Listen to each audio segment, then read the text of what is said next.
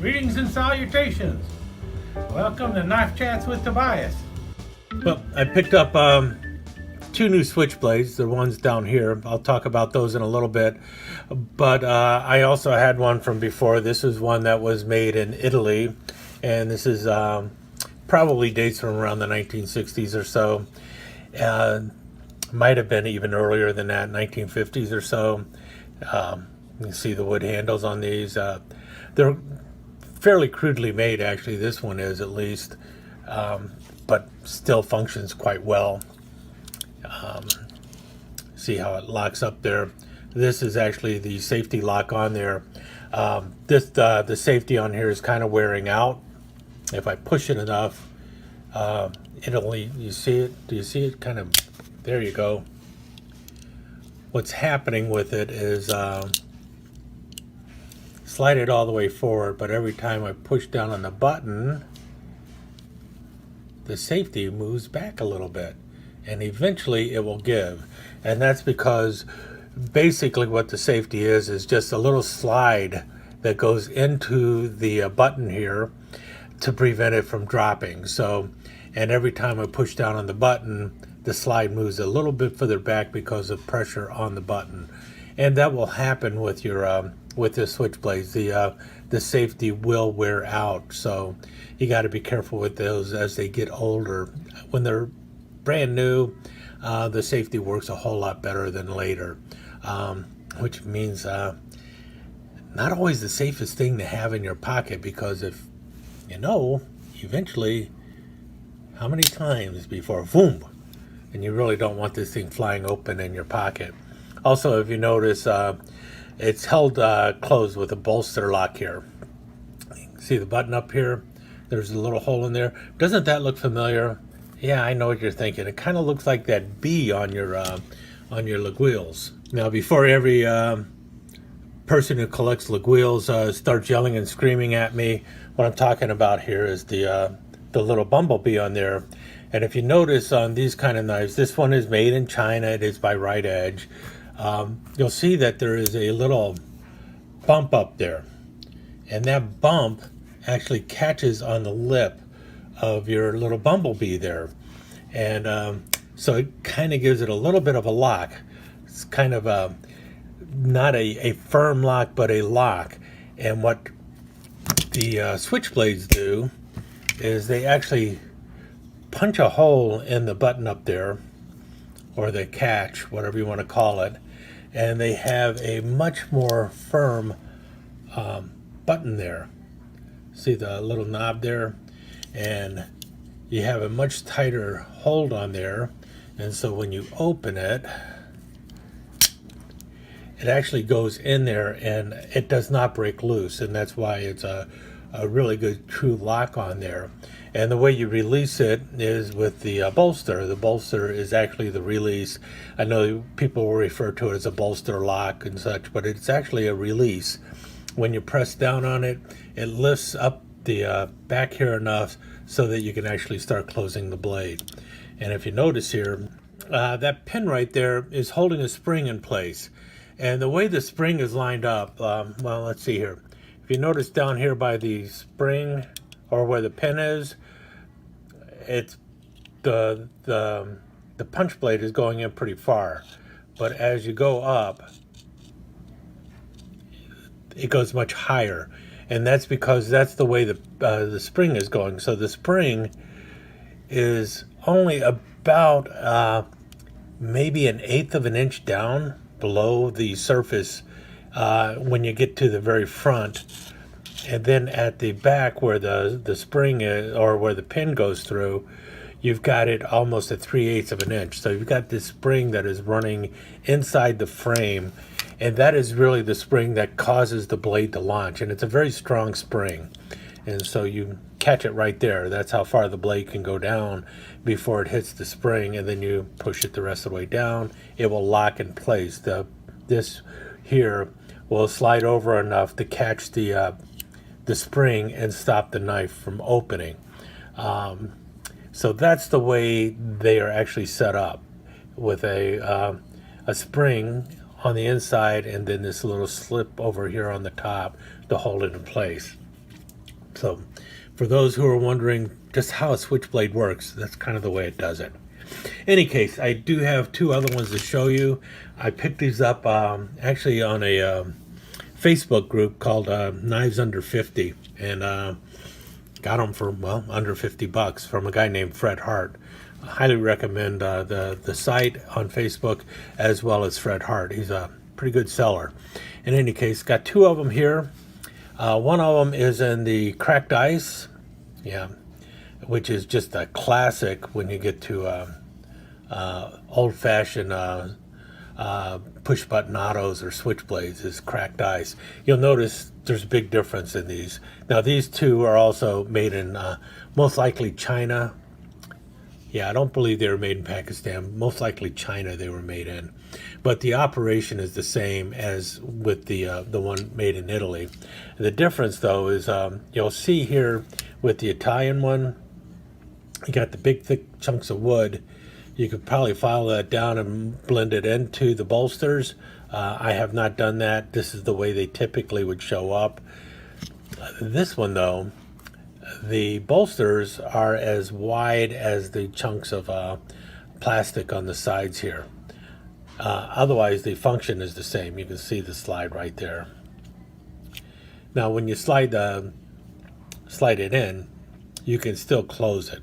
You can close the blade fine, even with the slide back. You know, and as this is a newer one, you'll see that the catch is not releasing. The safety is holding fast. So problems come later.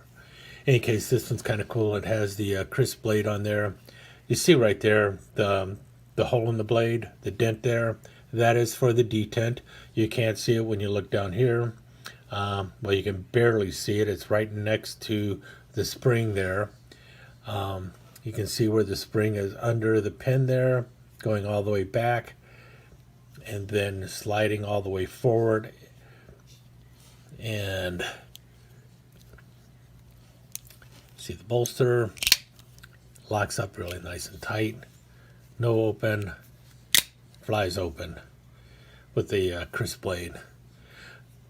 Always wanted one in cracked ice. I would have preferred one with just a with a regular standard blade, but you know, if you're going to get one with a crisp blade, why not get one in cracked ice with a crisp blade? One of these days I will get one that is just a regular bayonet style blade. These and that's the second one over here that I have.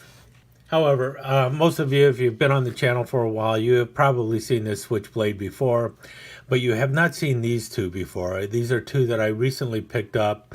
I got them on a Facebook group called Knives Under 50. A person by the name of Fred Hart was selling them. I bought other things from Fred in the past too.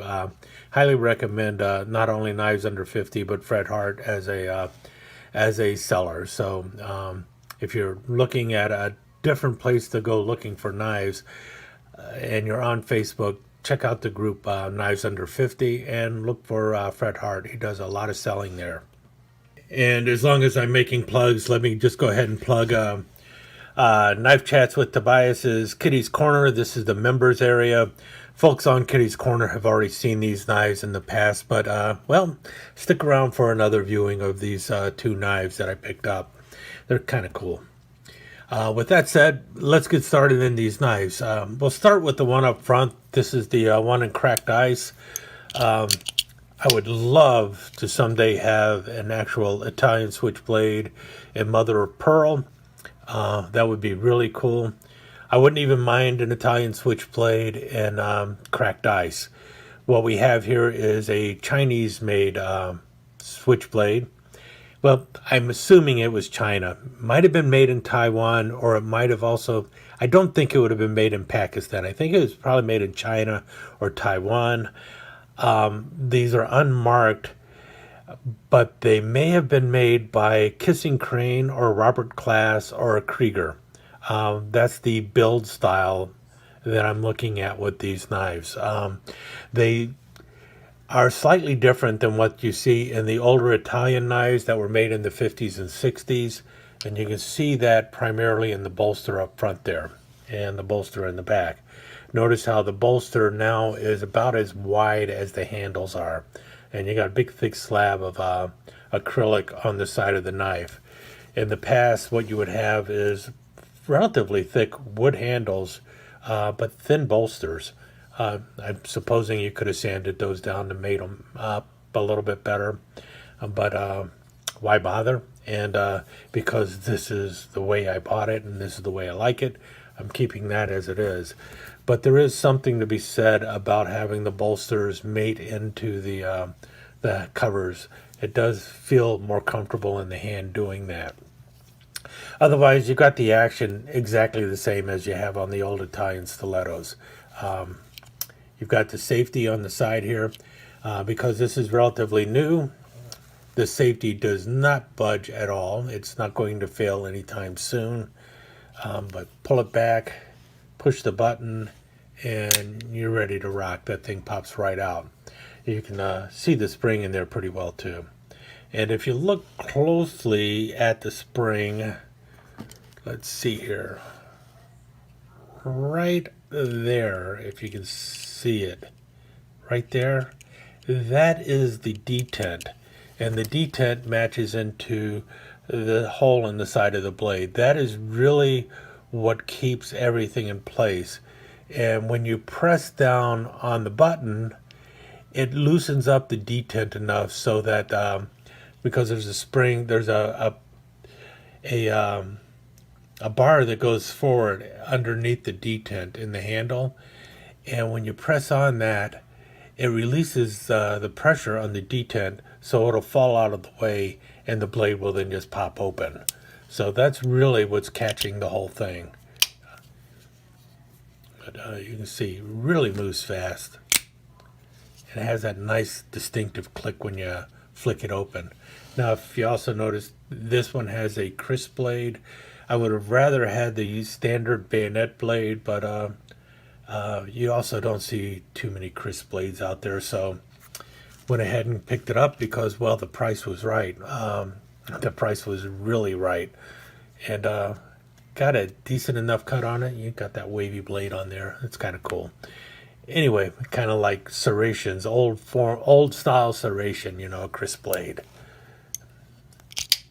Locks really well, and just definitely got a little heft in the hand there, though. And me, I'm left-handed, so I actually find these easier to operate left-handed than right-handed. I'm sure right-handed people would say just the opposite, but I have this finger, the middle finger, I push back, and boom. If you're doing it right-handed, I guess you're going to slide back with your thumb and press to open. Now the other one I have here kind of looks like white smooth bone, but it's not white smooth bone. It is an ivory colored acrylic. But until I can get one in white smooth bone, this is going to be the one that's going to stand in place. And this one has like an imitation Damascus finish to it, but it's really like an anodized titanium coating on the blade. It is a bayonet style blade or a stiletto style blade, whichever way you want to call it. You got the 4-inch blade going on with the 5-inch handle.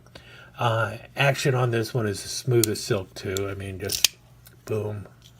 Got the lock. Lock holds really well. No bounce or anything.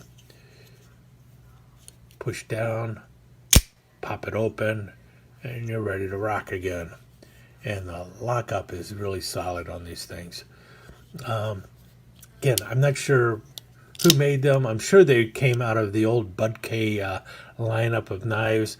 And BudK does not always have a manufacturer listed, but these seem to be falling into their trademark line. The quality of the build is similar to the BudK knives, and BudK does offer a variety of switchblades these days, so I'm not sure if that's where these came from or not, but really cool, really nice, and I'm happy to have, well, now 3 switchblades of the classic design. Also, finally, you might have noticed when you saw these here originally, you saw these open. This is the way I feel you should probably store your Switchblade knives, with it open. And the main reason is because of the way that spring reacts. If you're storing it closed, you have constant pressure on the spring that causes the blade to flip open. And I think that constant pressure helps to wear out not only the spring in the back there, but also I think it works against everything else, all the other action on the knife. Could be wrong about all the other action on the knife, but if the spring is being held tight, closed, that is definitely probably working on that back spring, which is what really gives the Switchblade its action. So for me, if I'm going to store them, I'm going to store them like that, with the blade open. Maybe some other people out there who have collected more Switchblades than me can give advice on that, but for me, it makes sense to me to store your Switchblade with the blade open. A lot of other pocket knives, most slip joints, it really doesn't matter if the blades are open all the way or if the blades are closed all the way, because when with a typical slip joint such as this, when you have the blades closed all the way, there is no tension on the back spring. When you have the blade open all the way, there's no tension on the back spring. The only time you have tension on the back spring on a slip joint is when the blade is open partially. But with Switchblades, when it's closed, you have tension on the spring, the release mechanism for the blade, constantly. And it will wear on that spring. At least I assume it will. So there you go. That's the way I would store your Switchblades. And with that said, I'm going to let you go and call this one a day.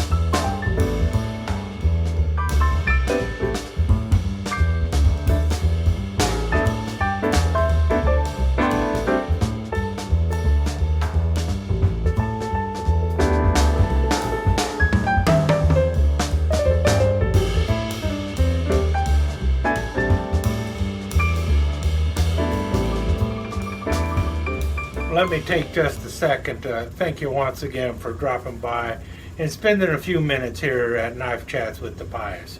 I really do appreciate it, and I do appreciate any comments that you leave. So please remember to give me that thumbs up, and also don't forget to subscribe and ring that notification bell so you'll know when the next episode is up and running. Thanks again for dropping by. Really do appreciate your time here.